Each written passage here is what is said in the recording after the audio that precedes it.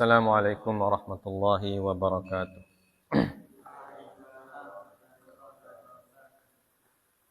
Alhamdulillahirabbil alamin.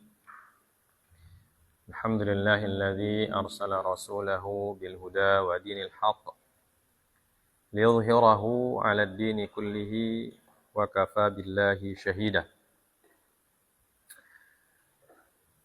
Asyhadu an la ilaha illallah wahdahu la syarika lah. Wa asyhadu anna Muhammadan abduhu wa rasuluhu la nabiyya ba'dah. Allahumma salli wa sallim wa barik ala nabiyyina Muhammadin sallallahu alaihi wasallam wa ala alihi wa ashabihi wa man tabi'ahum bi ihsanin ila yaumiddin. Amma ba'd. Ya.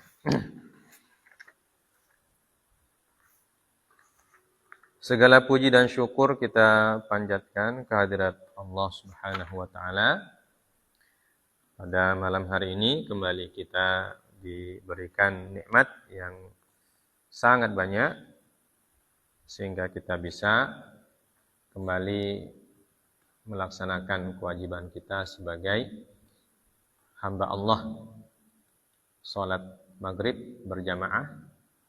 Selanjutnya kita duduk sejenak untuk melihat, membaca dan mentadaburi sirah atau perjalanan hidup baginda Nabi kita Muhammad sallallahu alaihi wasallam. Selawat dan salam kita panjatkan, kita sampaikan kepada Nabi sallallahu alaihi wasallam, sang pemilik sirah yang kita baca. Begitu juga kepada para istri-istri beliau dan juga sahabat-sahabat beliau yang setia mendampingi dan membersamai perjalanan perjuangan beliau dari Mekah sampai Madinah dengan berbagai macam dinamika dan juga berbagai macam ujian yang mereka rasakan. Namun mereka tetap teguh berada di sisi Nabi sallallahu alaihi wasallam, menjadi tameng bagi Nabi sallallahu alaihi wasallam dari berbagai macam ancaman yang mengarah kepada beliau. Semoga kita bisa menjadi pengikut mereka dengan setia dan penuh tanggung jawab sampai kita dipertemukan oleh Allah bersama mereka kelak di surganya Allah Subhanahu wa taala. Baik. Kita sudah selesai membaca tentang kronologi dan juga perjalanan perang Bani Qainuqa. Selanjutnya kita memberikan atau kita mengambil sedikit perenungan. Disebutkan dalam kitab Fiqhus Sirah. Kita ambil dari Fiqhus Sirah. Penulis mengatakan, Bismillahirrahmanirrahim. Wa yahsunu an nata'ammala fi sirati haula'il yahud wa sirri niqmatihim asyadidati 'alal Islam.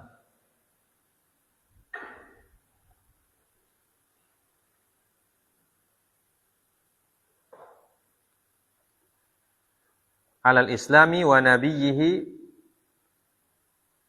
wa tahayyuzihimul ma'iba ilal wathaniyati fi nidalil islami ma'aha. Asahihun anna niza'al yahudiyyati wal islam kana siyasiyan la diniyan wa annal infirada bisultani fil jaziratil arabiyyati huwa mab'athu hadzal khisami al-had. Inna at-taghalghula fi fahmil awatif wal masyaa'ir al-insaniyah yufassiru katsiran minal mawaqif al-ghamidah. Laqad ra'ayna al-muslimina fi Makkah yatahammasuna lin-nasraniyati fi sira'iha ma'al majusiyah wa yahzununa linkisari Rumi amama al-Furs ma'a anna al-Islam lam yakun qad ittasala ba'du bin nasara ittisalan yubarriru hadzal hamas lakinnahu asy-syu'ur at-tabi'i al-wahid alladhi yantadhiru min ar-rajuli al-mukhlis lidinihi fal muslimun ashabu kitabin yad'u ila at-tauhid wan nasara wa in ittaraba fahmuhum li ma'na at-tauhid wa syabul haqq bil kharafah fahum ala kulli hal ahlul kitab wa yu'tabaruna a'la martabatan min abadati an-nar farraghbatu fi intisarihim 'ala al-wathaniyyati as-sarihah asy-syirki darbun min al-wafa' lil islami nafsihi wa min al-ihtirami lil haqiqati allati ma'aka an taqtariba mimma yaqrubu minha wa an tabta'ida an kulli ma yab'udu anha wa qad kana al-musyrikuuna min ahli Makkah munqati'ina ma'a anfusihim hina rahabu bintisaril Furs wa adduhu ramzan li ghalabatil wathaniyati fi kulli suwariha ala adyanis sama' jumlatan fama ma'na an yaghdaba al-yahudu al-muwahhiduna kama yaz'umun min intisaril islami ala syirk wa bima yufassiru hunuwahum ala al-qatla min abadatil awthan min abadatil asnam wa sa'yihimul hathith li taghlibi kaffatil wathaniyatil arabiyyati ala hadha ad-din al-jadid inna at-tafsir al-wahida li hadha al-mawqif anna al-yahuda inqata'at salatuhum bima'na ad-din inqata'at silatuhum bima'na ad-din wa anna sulukahumul 'am la yartabitu bima ladaihim min turathin samawi wa annahum la yaktarithuna bima yaqtaribu min aqidati tauhid aw ahkamit taurah lianna hadhihi wa tilk muakharatun amama syahawatihim al-ghalibah wa athratihimul lazibah wa min thamma syakkaka al-Qur'anu al-Karim fi qimatil iman alladhi yadda'ihi al-qaum wa idza qila lahum aminu bima anzalallahu qalu nu'minu bima unzila alaina wa yakfuruna bima wara'ahu wa huwal haqq musaddiqan lima ma'ahum qul falima taqtuluna anbiya Allahi min qablu in kuntum mu'minin wa laqad ja'akum Musa bil bayyinati thumma ittakhadhtumul ijla min ba'dihi wa antum zalimun wa dhahiru anna tawa'ifal yahudi allati 'ashat bainal 'arab kanat isabatin minal murtaziqati ittakhadhat ad-dina unwanan lima tami'a iqtisadiyatin ba'idatil mada falamma tawahhamat anna hadhihi al-matami'a muhaddadatun bizawali dhahara al-kufru al-makhbu fa idza huwa kufrun billah wa sa'iril muslimin walam yu'raf ulaika syarafan fi harbil Islam walam yafham haddan walam yaqifuhum haddun aw ahdun fil kaidilah falam yakun bud min ijla'ihim wa tanzifil ardi minhum. Ya. Apa artinya? Artinya ini dan alangkah baiknya kita berta'ammul. Berta'ammul ini memperhatikan. Alangkah baiknya kita memperhatikan perjalanan orang-orang Yahudi. Ya, mereka itu. Dan apa yang menjadi rahasia di balik kezaliman mereka yang sangat keras kepada Islam dan nabinya. Dan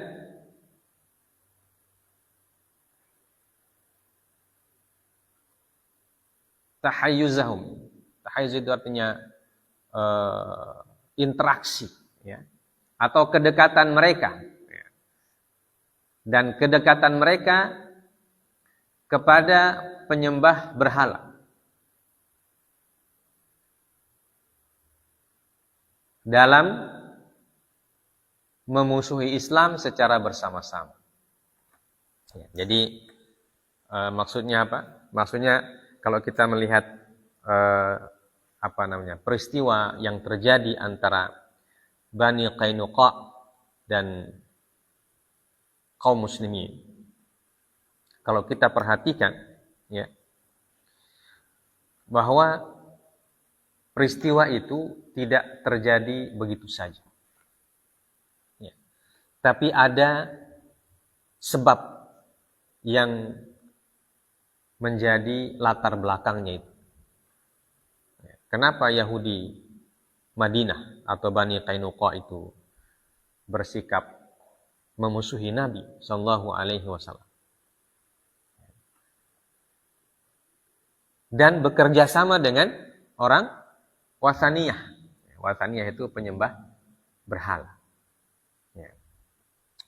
Apakah asahihun anna niza'al yahudiyah wal islam kana siyasiyan la diniyah? Ya. Wa annal infirada bis sultan fil jaziratil arabiyyati huwa mab'atu hadzal khisamil hajj? Ya. Apakah benar an-niza', ya, pertentangan antara Yahudi dan Islam sebabnya hanya sebab politik, ya, bukan sebab agama? Ini pertanyaan-pertanyaan yang harus dijawab. Ya. Jadi apa sebenarnya yang mereka inginkan itu? Ya. Mereka memusuhi Nabi itu sebabnya karena politik atau karena agama, ya, atau karena ingin menjadi penguasa tunggal, infirad bisultani fil jazirah. Ya. Ingin menjadi penguasa tunggal di Jazirah Arabia, ya, seperti yang kita sudah sebutkan. Jadi apakah yang tiga hal ini menjadi sebabnya atau apa? Nah, ini pertanyaan yang perlu kita kemukakan. Kenapa kok terjadi?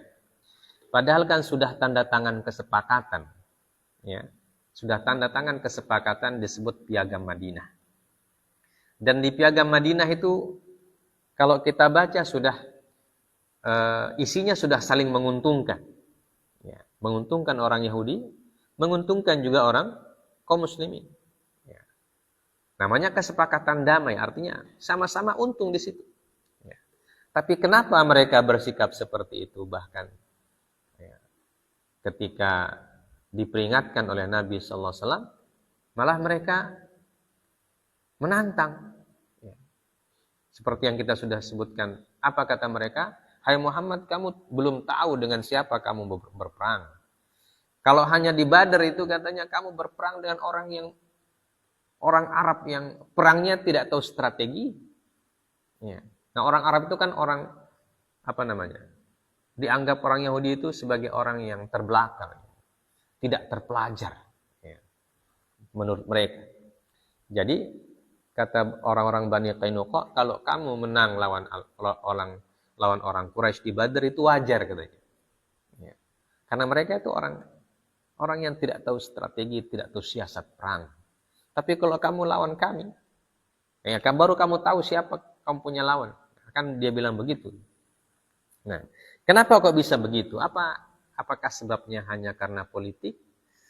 Atau karena agama? Atau karena ingin menjadi penguasa tunggal di wilayah itu?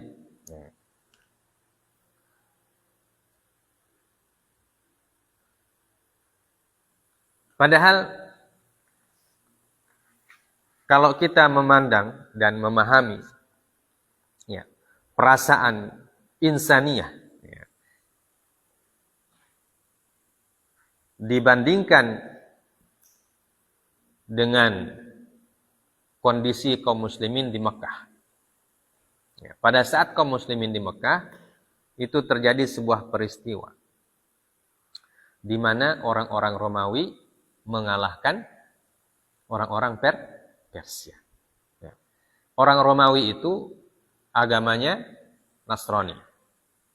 Orang Persia penyembah api dan penyembah berhala.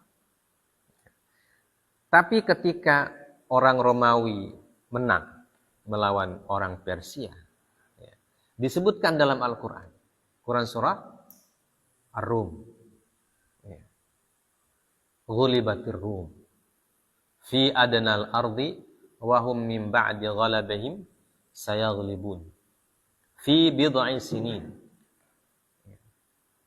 Apa lagi ayatnya? Fi bid'i sinin lillahil amru min qablu wa min ba'du wa fi dzalika apa ayatnya? Fi bid'i sinin. Quran surah Ar-Rum. Lillahil amru wa min astagfirullah.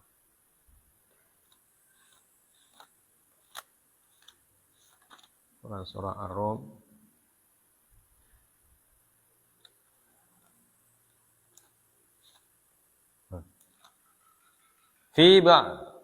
Lillahil amru min qablu wa min ba'du wa yawma idzin yafrahul mu'minuna bi nasrillah. Ya. Wa yawma idzin yafrahul mu'minuna bi nasrillah bi nasrillah yansuru man yasha wa huwal azizur rahim.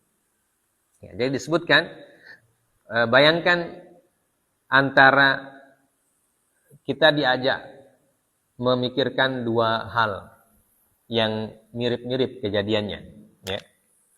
Ketika kaum muslimin berada di Mekah, ya, mereka ditindas oleh orang-orang musyrik, orang-orang penyembah berhala.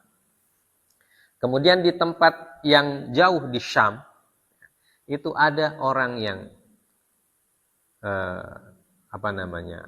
akar agamanya itu sumbernya dari Allah, agama Nasrani. Ya, akarnya kan dulu kan disebut sebagai agama samawi, ya, agama dari langit. Nah, kaum muslimin yang bertauhid mendengarkan kemenangan orang Romawi, ya, mereka bergembira. Ya. Karena apa? Karena kalau dilihat hubungannya antara Islam dan Nasrani dan Islam dan Majusi, itu lebih dekat Islam dan Nasrani. Karena sama-sama agama samawi. Paham? Agamanya yang turun dari langit, atau agama yang dibawa oleh para nabi. Ya. Walaupun dalam agama Nasrani itu disebutkan sudah banyak penyimpangan-penyimpangan dari apa yang dibawa oleh Nabi Isa. Tapi masih punya hubungan, punya ittisal. Nah, ini berbeda dengan orang Yahudi. Orang Yahudi juga mengatakan bahwa agamanya itu berasal dari langit. Ya kan? Berasal dari langit, dari Allah Subhanahu wa taala. Kama yaz'umun, ya, sebagaimana mereka klaim. Ya, disebutkan bahwa agama Yahudi adalah diklaim sebagai peninggalannya Nabi Musa alaihissalatu wassalam. Ya. Dan mereka juga mengklaim bahwa mereka juga bertauhid. Ya.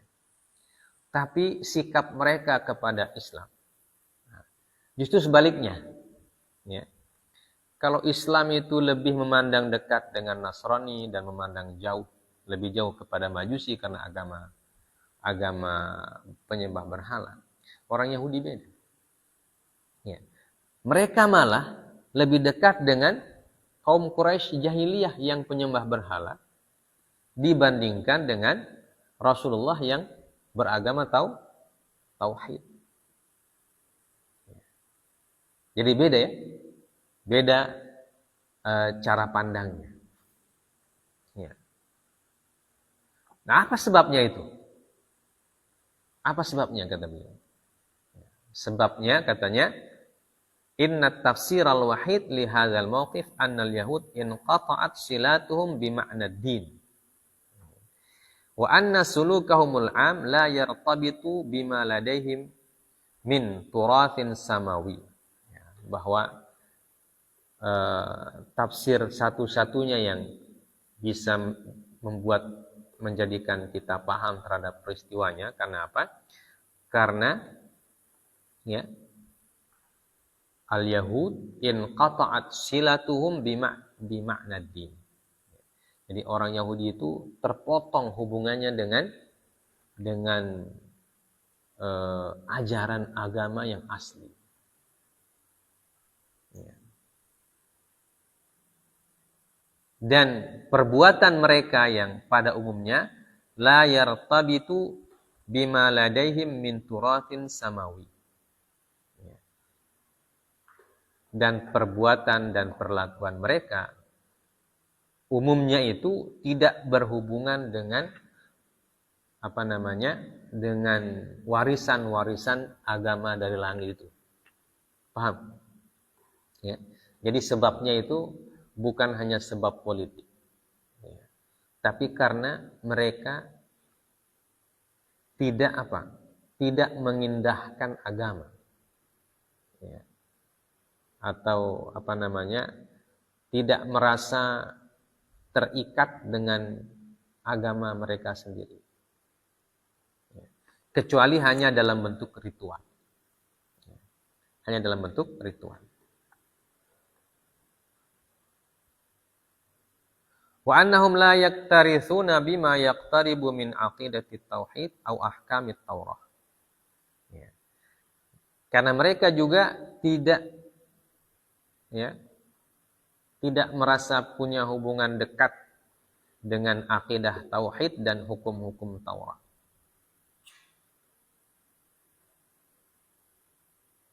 Lianna hadhihi wa tilk muakharatun amama syahawatimul ghalibah wa asratihimul lazibah. Karena apa? Karena bagi mereka agama dan akhlak yang berasal dari langit itu boleh ditinggalkan, boleh dikebelakangkan, dan yang lebih dikedepankan adalah syahwat. Ya. Bukan syahwat, bukan sekedar syahwat. Yang dimaksud dengan syahwat di sini adalah keinginan duniawiyah, ya, keinginan dunia. Ya, jadi mereka ini intinya mereka lebih lebih memilih dunia dibandingkan dengan ajaran-ajaran agama para nabi dan para rasul. Wa min thamma syakkakal Qur'anul Karimu fi qimatil iman alladhi yadda'ihi al-qaum. Karena itulah kemudian Al-Qur'an meragukan tentang keimanan mereka terhadap agama yang mereka klaim. Dan itu kan dalam ayat Al-Qur'an banyak, ya, tentang bagaimana orang Yahudi yu'minuna bi ba'dihim yu'minuna bi ba'dil kitabi wa yakfuruna bi ba'd. Jadi mereka beriman dengan Taurat, dan kalau isi Taurat itu menguntungkan mereka. Tapi kalau isi Taurat yang tidak menguntungkan atau yang tidak sesuai dengan syahwatnya, mereka tolak. Ya, itu yang disebutkan dalam Al-Quran. Yu'minuna bi ba'dil kitab wa yakfuruna bi ba'd. Mereka beriman kepada sebagian kitab dan kufur kepada sebagian yang lain. Dan itu terjadi. Mereka tahu isi Taurat, dan di dalam Taurat mereka diajarkan tentang nabi yang terakhir yang akan datang. Bahkan dalam kitab-kitab mereka disebutkan ciri-cirinya Nabi itu kan. Ya. Sebagaimana ketika Nabi baru datang ke Madinah, ya, disebutkan oleh siapa?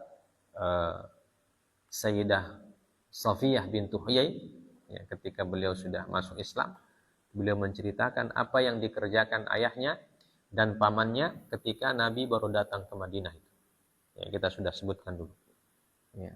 Bahwa mereka itu diam-diam melihat juga siapa yang datang, apakah sama seperti yang disebutkan dalam kitab-kitab kita, kata mereka, atau tidak. Ya. Dan ketika mereka lihat, Huyai bin Akhtab, ayahnya Sayyidah Safiyah, itu mengatakan bahwa memang betul dia itu. Ya. Ketika pamannya bertanya apakah itu betul dia yang seperti yang disebutkan, dia bilang betul. Ciri-cirinya sama. Ciri-cirinya sama. Bahkan sebelum Nabi diangkat menjadi Rasul, ya, ketika beliau pergi berdagang ke Syam, ketika beliau berdagang bersama pamannya Abu Thalib, ya, Buhairah, pendeta Buhairah, mengatakan kepada Abu Thalib, hati-hati kau bawa keponakanmu ini. Ya. Kenapa? Kalau orang Yahudi lihat ini anak, dia bunuh. Ketika itu beliau masih kecil, masih remaja, beliau belum diangkat jadi Rasul. Kenapa itu pendeta Buhairah bisa tahu? Padahal kan dia tidak pernah lihat Nabi sebelum itu. Nabi itu baru kali pertama pergi di Syam. Ya. Tapi dia lihat bahwa Nabi SAW, walaupun beliau belum diangkat jadi Nabi, tapi dilindungi oleh Allah Subhanahu wa Ta'ala. Ya. Ada yang mengatakan bahwa beliau itu dilindungi oleh awan. Kemana beliau pergi, ke situ awannya bertiup. Nah, itu yang dilihat oleh pendeta Buhairah itu. Dan Buhairah itu orang Nasrani. Ya. Jadi dia tahu ciri-cirinya. Kenapa? Karena dalam agama mereka sudah dijelaskan itu. Ya kan? Makanya dia tahu ciri-cirinya. Nah, begitu juga orang Yahudi. Ketika mereka lihat Nabi Muhammad SAW untuk yang pertama kali, ya, mereka langsung bisa simpulkan dia ciri-ciri sama. Ya. Maka Huyai bin Akhtab mengatakan huwa. Ya. Sudah dia itu sesuai dengan apa yang mereka pahami dalam ajaran agama mereka. Baru pamannya bertanya, pamannya Safiyah atau adiknya Huyai bin Akhtab bertanya, bagaimana kalau kita ditanya oleh orang apakah betul dia? Apa katanya? Langsung dia berbalik. Ya. Langsung dia bilang, tidak usah kasih tahu orang. Ya. Atau bilang saja bukan dia. Ya. Langsung dia tutupi itu kebenaran. Ya. Paham ya? Langsung dia tutupi itu kebenaran. Ya. Kenapa? Karena mereka mengedepankan syahwat dan egonya, atau bahasa kita apa ya? Hawa nafsu ingin berkuasanya itu. Ya. Makanya disebutkan dalam Al-Quran, wa idza qila lahum aminu bima anzalallahu qalu nu'minu bima unzila alaina wa yakfuruna bima wara'ahu wa huwal haqqu musaddiqan lima ma'ahum. Ya. Apabila dikatakan kepada mereka, berimanlah kepada apa yang diturunkan oleh Allah Subhanahu wa taala, mereka mengatakan, kami beriman dengan apa yang diturunkan kepada kami. Dan mereka kufur kepada apa yang diturunkan setelah itu. Ya. Padahal apa yang diturunkan itu adalah al-haq, musaddiqan lima ma'ahum. Ya. Yaitu kebenaran yang musaddiqan lima ma'ahum.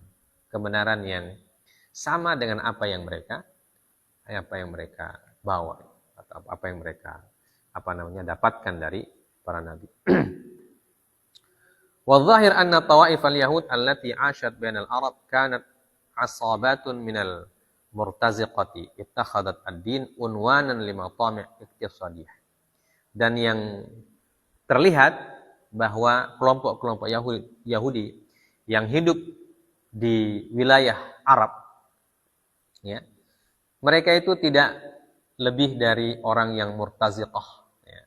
Murtaziqah itu orang yang mencari rezeki. Ya. Ittakhadat ad-din unwanan limatami' iqtisadiyah. Ya. Mereka menjadikan agama sebagai alat, ya, untuk mendapatkan keuntungan ekonomi. Ya. Jadi bagi mereka agama itu bukan sebagai pandangan hidup yang harus ditaati dan ditaati dan dipegang teguh, tidak. Tapi agama itu hanya sekedar sebagai alat untuk mendapatkan apa yang mereka inginkan. Ya. Atau bahasa kasarnya menjual agama untuk keuntungan dunia. Nah, itulah orang Yahudi Bani Qainuqa dan yang ada di sekitar Rasulullah SAW. Falamma tawahamat anna hadhil maqami' muhaddadah bizzawal dhahara al-kufru al-mahbu. Maka ketika mereka memprediksikan bahwa kerakusan mereka itu terancam, ya, dengan ada agama baru itu, ya, maka terlihatlah kekufuran mereka yang disembunyikan, al-kufrul mahbu, ya. Jadi sebenarnya mereka itu kufur, tapi mereka menggunakan agama sebagai alat untuk untuk mendapatkan keuntungan ekonomi, ya, menjual agama. Nah, inilah yang tidak dibenarkan itu, ya. Jadi menjual agama untuk kepentingan dunia. Nah, ini sifat yang tidak boleh. Dalam agama kita pun hal ini dilarang. Ya. Jadi kalau orang menggunakan agama untuk mendapatkan keuntungan dunia, itu tercela. Dalam agama Islam pun tercela. Ya. Makanya kalau orang berdakwah, nah itu juga berat. Ya. Kalau kita berdakwah itu berat. Antara kita harus ikhlas, ya, dan juga kita juga membutuhkan makan. Makanya harus hati-hati sekali, ya. Harus hati-hati sekali. Jangan sampai kita terkesan menjual agama untuk mendapatkan keuntungan dunia. Nah, itulah pelajaran pentingnya. Makanya ketika kita mengajarkan agama Allah Subhanahu wa taala, kita harus hati-hati. Ya, makanya pertama-tama dalam agama kita bahwa semua perbuatan kita itu harus dilandasi dengan ketundukan kepada Allah Subhanahu wa taala. Ya. Kita beribadah, kita berdakwah, kita apapun, perbaiki dulu niatnya. Ya, perbaiki dulu niatnya. Karena kalau niat itu bergeser sedikit, maka akibatnya bisa menjadi negatif. Ya. Apalagi memang sudah jelas niatnya menggunakan agama untuk kepentingan pribadi. Nah, itu sudah jelas tidak betul. Ya. Nah, ini yang disebutkan oleh penulis kitab Fiqhus Sunnah. Bahwa dimotivasi mereka, kenapa mereka memusuhi Nabi Muhammad SAW? Karena mereka merasa kepentingan dunia mereka terancam dengan adanya agama Islam. Ya. Terancam kebutuhan ekonominya, terancam kekuasaannya, ya. Terancam mereka punya syahwat, ya. Terancam mereka punya ketamakan, terancam mereka punya kepentingan dunia. Nah, inilah yang menjadi tantangan ketika kita berdakwah. Ya. Kita terkadang menghadapi orang yang merasa dakwah kita mengganggu dia punya ekonomi, ya. Mengganggu dia punya kehidupan. Ya. Nah, orang yang seperti itu biasanya akan memusuhi dakwah. Makanya harus hati-hati. Banyak banyak orang yang sama-sama Islam, sama-sama, bahkan mungkin sama-sama predikatnya, sama-sama ustadz, ya. Tapi yang satu merasa terancam dengan adanya ustadz yang lain, maka dia membuat konspirasi supaya ustadz ini disingkirkan oleh masyarakat. Padahal tidak, DP tujuan tidak ada yang lain selain untuk mempertahankan dia punya kepentingan. Nah, kalau kita bandingkan dengan sikapnya kaum muslimin yang di Mekah, itu berbeda jauh, kata beliau. Kaum muslimin di Mekah ketika mendengarkan ada orang Romawi yang menang melawan orang Persia, mereka senang. Padahal mereka belum pernah punya hubungan dengan orang Nasara yang di Syam. Syam dengan Mekah itu kan jauh sekali. Ya, perlu perjalanan berhari-hari baru sampai. Dan ketika itu kaum muslimin di Mekah itu tidak bisa bergerak dengan bebas. Mereka tertekan, terkungkung. Tapi kenapa senang mendengar orang Romawi menang? Karena itu apa? Karena orang yang tulus bertauhid, ya, tulus beragama yang dibawa oleh para nabi dan para rasul, ya, itu mereka akan senang kalau ada umat nabi lain, ya, yang mendapatkan kenikmatan, ya, terlepas dari perbedaan-perbedaan yang ada. Tapi kalau orang yang di hatinya ada iri dan dengki, orang lain senang, dia yang susah. Ya. Orang lain bahagia, dia yang menderita. Waliyadzubillahi. Nah, inilah yang katanya merupakan salah satu karakteristik orang Yahudi yang ada di Madinah. Maka mereka selalu ingin melihat Nabi dan kaum muslimin menderita. Walaupun mereka bekerja sama dengan orang yang secara hubungan agama samawi tidak ada. Ya, karena kalau orang musyrik jahiliyah itu kan wathaniyah, ya, penyembah berhala. Tapi mereka lebih mau berpihak kepada orang musyrik dibandingkan berpihak kepada orang yang bertauhid. Karena mereka merasa kepentingannya terancam. Ya, begitu juga disebutkan di dalam Al-Qur'an. Apa? Wa yaquluna lil ladzina kafaru haula'i ahda minal ladzina amanu sabila. Apa ya dia? Nah, alam tara ilal ladzina utu nasiban minal kitabi. Yu'minuna bil jibti wa taghuti wa yaquluna lil ladzina kafaru haula'i alladzina amanu. Haula'i ahda minal ladzina amanu sabila. Apakah kamu tidak melihat, kata Allah Azza wa Jalla, kepada orang yang diberikan kitab? Nah, ini maksudnya orang Yahudi. Yu'minuna bil jibti wa taghut. Mereka malah beriman kepada al-jibt dan taghut. Dan mereka berkata, wa yaquluna lil ladzina kafaru. Dan mereka berkata kepada orang kafir, haula'i ahda. Ya. Jadi orang kafir itu lebih baik. Lebih mendapatkan petunjuk, lebih bagus ahda minal ladzina amanu sabila. Lebih bagus jalannya daripada orang yang beriman. Nah, itu ayat itu kan menunjukkan orang ahlul kitab. Jadi ahlul kitab itu lebih dari kalangan Yahudi di Madinah khususnya ketiga itu. Mereka lebih senang menjalin hubungan dengan apa? Dengan orang-orang musyrik. Dan menganggap bahwa orang musyrik itu adalah orang yang lebih baik.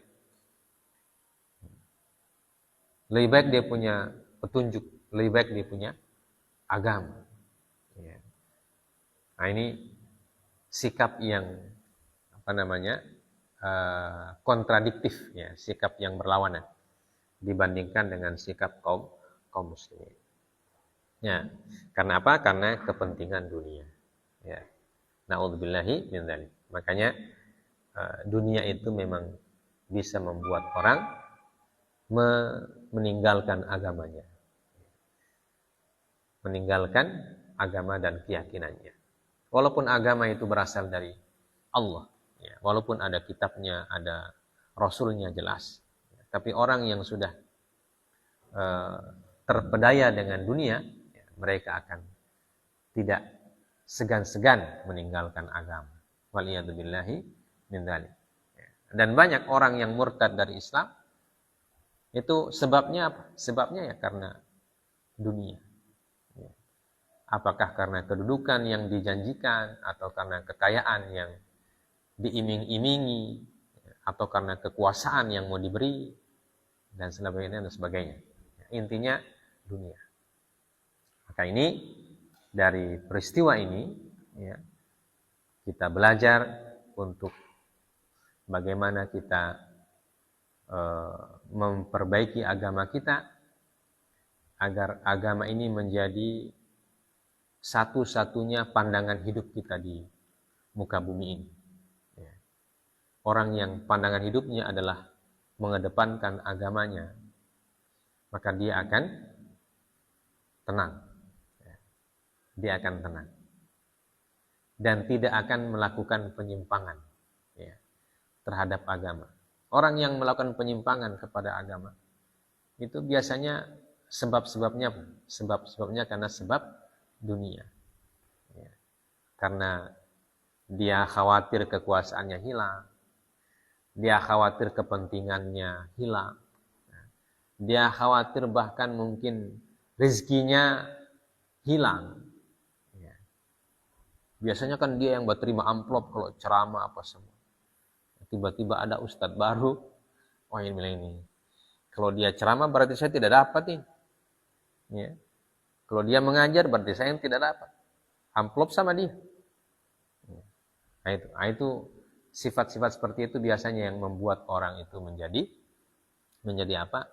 Menjadi tidak terarah dia punya perjalanan, bahkan cenderung emosional.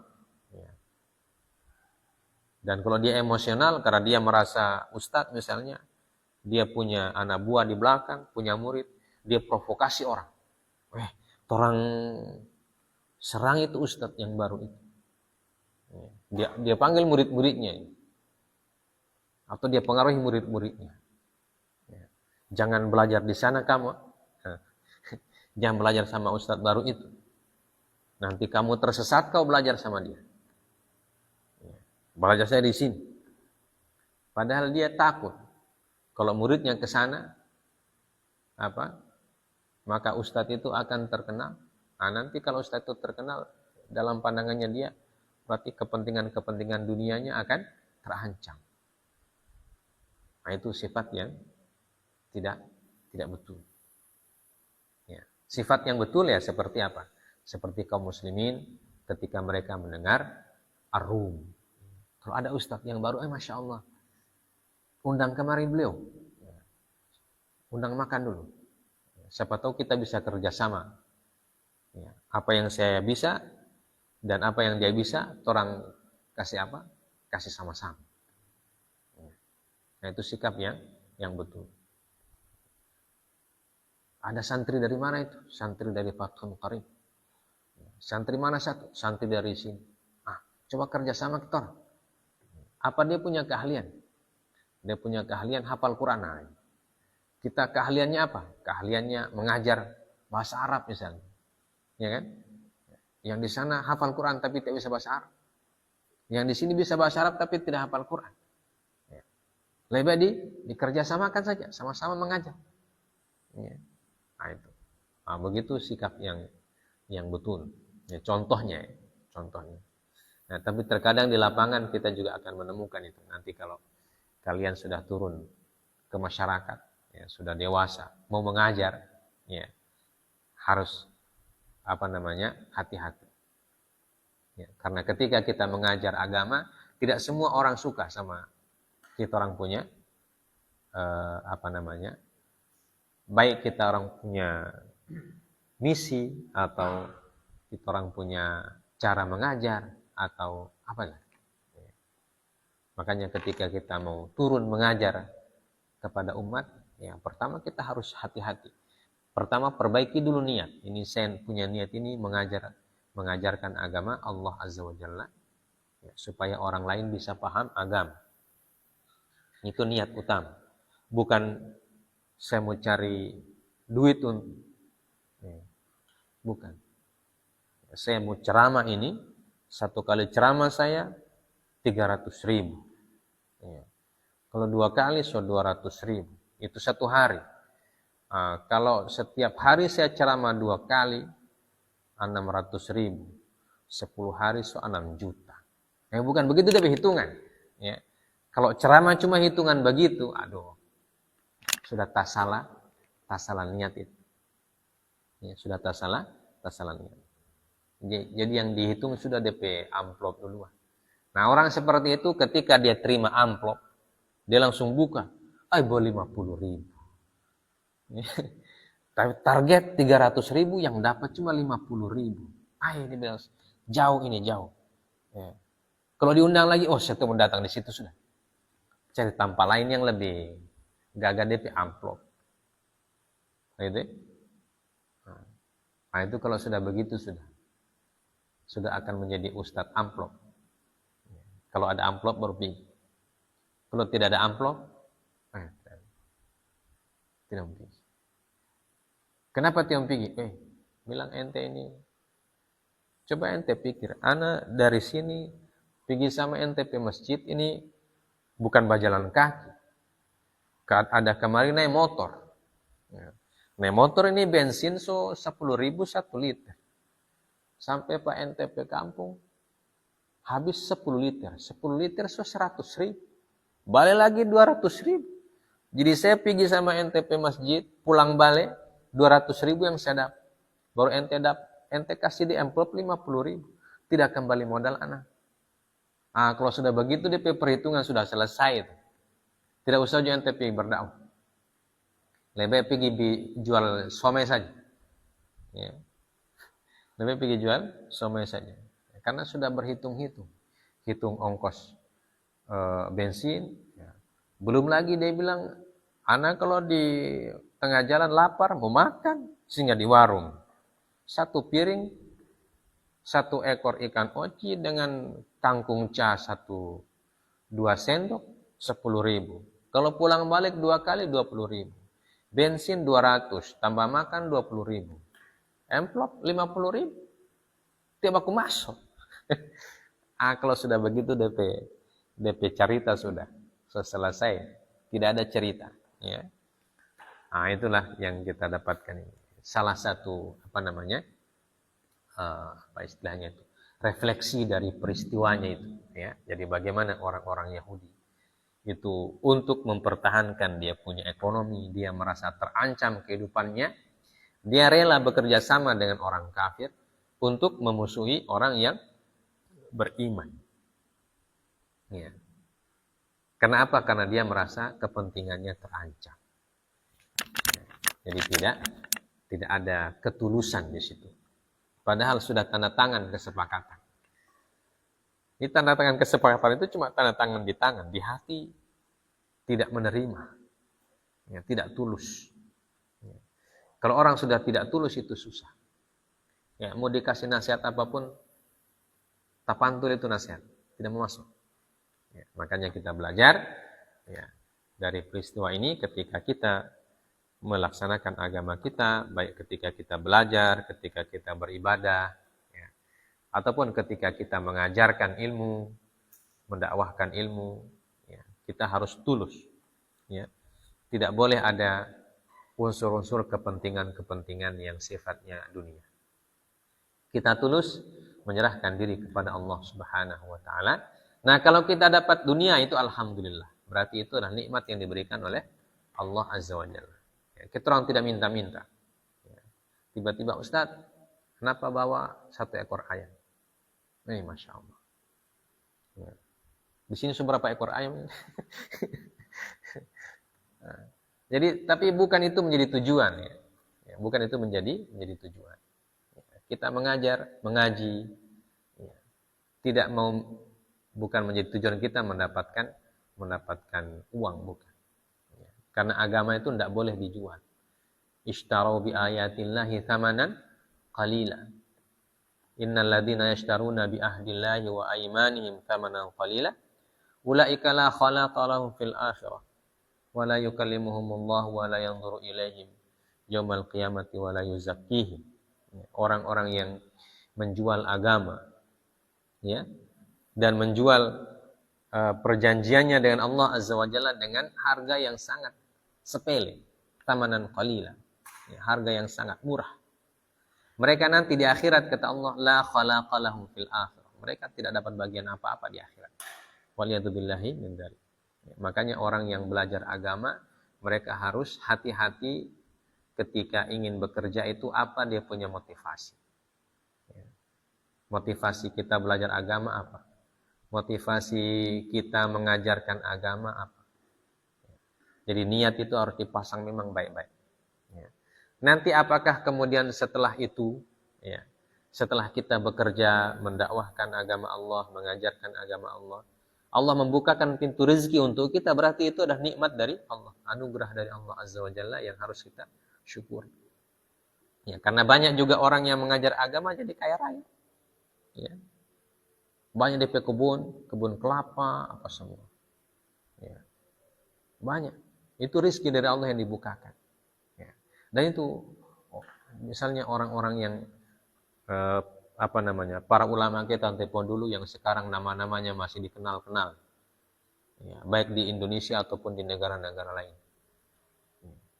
Mereka ketika mengajarkan Islam, mereka mengajar dengan tulus, ya, karena ketulusannya Allah membukakan mereka pintu rezeki. Ya. Allah bukakan pintu rezeki, ada saja jalannya. Misalnya mereka ditawari orang, Ustaz tinggal di sini saja, nanti kita orang bikinkan rumah. Ada. Setelah dibikinkan rumah, Ustaz ini ada kebun, kita orang tidak bisa mengolah. Kalau Ustaz punya waktu mengolah, silakan. Itu sama dengan orang muhajirin pergi ke hijrah ke Madinah itu kan. Ya, orang Ansar bilang, ini saya punya kebun ada 2. Ya. Ente pilih mana yang bagus, anak kasih sama ente. Ya. Nah, itu namanya pintu rezeki yang dibukakan oleh Allah. Jadi ketika kita belajar agama atau mengajarkan agama, tidak usah kita orang menjadi tujuan itu. Ini kalau saya mengajar Al-Quran 1 jam, tidak usah dihitung begitu. 1 jam kira-kira saya mengajar 100.000 kali 1 orang, sampai murid 10 orang, berarti 100.000 kali 10 sudah 1 juta. Saya mengajar 1 jam. Nah itu baru 1 hari, 1 hari 1 juta. Kalau 10 hari saya mengajar 10 juta, 30 hari 1 bulan 30 juta. So kaya. 30 juta bulan kedua saya beli motor. Ya, itu kalau begitu dia punya cita-cita, siap-siap mau kecewa. Ya. Karena terkadang apa yang kita perkirakan tidak sesuai dengan kenyataan. Ya. Kita orang berusaha mengajar, ternyata yang datang belajar bos 1. Itu pun orang fakir miskin tidak bisa bayar. Anak yatim lagi tidak bisa bayar dia. Tidak sesuai dengan kenyataan. Ya. Makanya kalau kita mengajar agama harus tulus. Ya. Tulus kepada Allah Subhanahu wa taala. Nanti biarkan Allah yang atur kita orang rezeki. Ya. Karena Allah itu tidak akan mungkin menyia-nyiakan kita. Selama kita membela agama Allah, Allah tidak mungkin sia-siakan.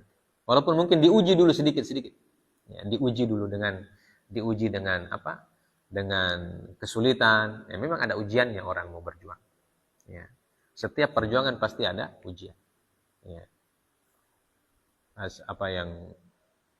Seperti apa kata orang sekarang itu, kalau apa istilahnya itu, kalau tidak capek itu istirahat, apa namanya, apa orang bilang, ya. Semua perjuangan itu pasti capek, pasti ada ujiannya, ya. Tapi kalau kita tawakal kepada Allah, berharap pada Allah Subhanahu wa taala, insyaallah. Insyaallah banyak jalan-jalan yang dibukakan oleh Allah Subhanahu wa taala. Bisa dari keluarga kita yang mendukung, bisa juga dari orang lain,